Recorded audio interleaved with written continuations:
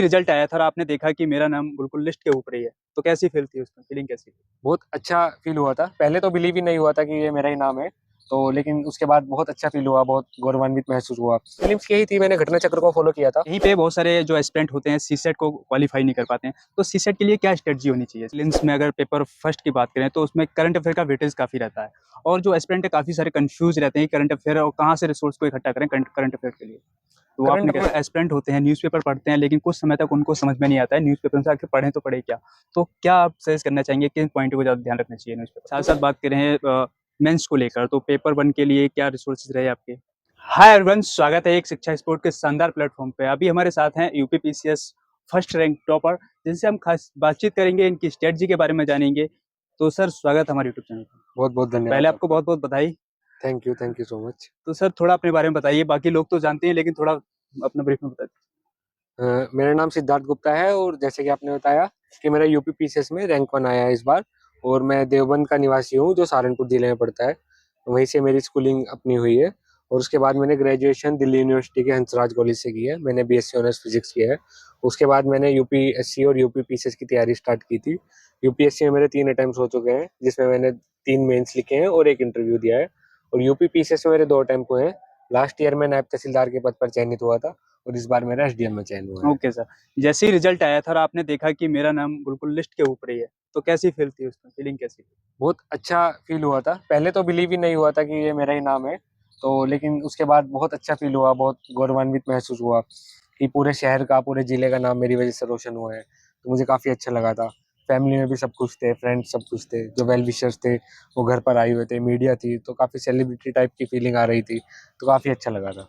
अच्छा, रिजल्ट किसने देखा था आपका? बहुत कैंडिडेट के क्या फ्रेंड देखते हैं या फिर फैमिली देखते हैं या फिर हुँ। खुद देखते हैं? आपका किसने देखा था? रिज़ल्ट मेरे बैचमेट ने सबसे पहले देखा था, जो रत्नेश भाई हैं, वो नायब तहसीलदार में मेरे बैचमेट थे, उन्होंने ओके। सबसे पहले रिज़ल्ट देखा था। उसके बाद फिर जैसे ही उनका कॉल आया, उसके बाद हमने भी पीडीएफ खोली, तो मेरे फ्रेंड्स थे, मैं था वहाँ पर उनके साथ ही था, तो तब हमने सबने रिज़ल्ट देखा था। अच्छा, फैमिली का क्या रिएक्शन था उस टाइम पे, जिस टाइम पे देखा कि टॉप एकदम फर्स्ट रैंक आई है? फैमिली वाले काफ़ी खुश थे, एकदम मतलब हर्षोल्लास का माहौल बन गया था, पूरी भीड़ लग गई थी घर पर भी, तो काफ़ी सब खुश थे।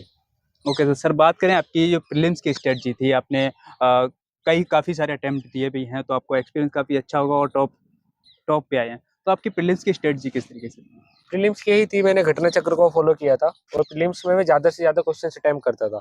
हुँ, 150 क्वेश्चन जैसे यूपी पीसीएस के प्रीलिम्स में आते हैं, तो मैं 140 142 के आसपास क्वेश्चन अटेम्प्ट करता था, जिससे मेरा स्कोर मैक्सिमम आ सके।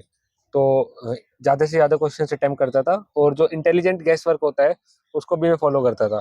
लेकिन ब्लाइंड गेस मैं नहीं लगाता था। कोई क्वेश्चंस में अगर चारों ऑप्शंस के बारे में मुझे कुछ नहीं पता है, तो वो मैं नहीं लगाता था और इंटेलिजेंट गेस वर्क पर मैं खेलता था उसमें। और लगभग जैसे 2023 वाले प्रीलिम्स में मेरे 100 क्वेश्चंस नेट करेक्ट थे। तो ये भी मैं मानता हूँ कि आपको कट ऑफ से लगभग 5 से 10 क्वेश्चंस एक्स्ट्रा ही टारगेट करने चाहिए, ताकि आप अगले दिन से ही मेंस की प्रिपरेशन स्टार्ट कर दें। आपको प्रीलिम्स के रिजल्ट का वेट ना करना पड़े। ओके। यहीं पे बहुत सारे जो एस्पिरेंट होते हैं सीसेट को क्वालीफाई नहीं कर पाते हैं, तो सीसेट के लिए क्या स्ट्रैटेजी होनी चाहिए इसकी? सीसेट के लिए यही स्ट्रेटजी है कि सीसेट को इग्नोर ना करें। सीसेट के हुँ, प्रीवियस ईयर पेपर्स आप देखकर चले जाएँगे, उनको सही से कर लेंगे, तो आपका सीसेट ईज़िली क्वालीफाई हो जाएगा। सीसेट वही लोग रुकते हैं जो उसको इग्नोर करते हैं। इन केस आपका मैथ्स भी ठीक नहीं है, तो यूपीपीसीएस में तो हिंदी भी आती है, इंग्लिश आती हुँ, है, हुँ। कम्युनिकेशन वाला पार्ट है, तो उसको कवर कर लें और मैथ्स अच्छा है तो फिर वेल एंड गुड है, तो आपके लिए सीसेट की होक है। तो सीसेट को इग्नोर ना करें, उसको देख लें एक बार, थोड़ा टाइम दे दें, तो सीसेट क्लियर हो जाएगा। Okay sir. बात करें यहीं प्रीलिम्स में अगर पेपर फर्स्ट की बात करें तो उसमें करंट अफेयर का वेटेज काफ़ी रहता है और जो एस्पिरेंट है काफ़ी सारे कन्फ्यूज़ रहते हैं करंट अफेयर और कहाँ से रिसोर्स को इकट्ठा करें करंट अफेयर के लिए। तो करंट आपने कैसे अफेयर्स के किया लिए था? मैंने आई दृष्टि को ही फॉलो किया था, लेकिन अभी देखा जा रहा है कि लास्ट ईयर भी आई दृष्टि थोड़े कम क्वेश्चंस आए थे, तो आप सोर्सेज को डाइवर्सिफाई कर सकते हैं अगर आपके पास टाइम है। हुँ, हुँ। आप घटनासार को फॉलो कर सकते हैं, किसी भी कोचिंग की जो मैगज़ीन है, उसको फॉलो कर सकते हैं आप।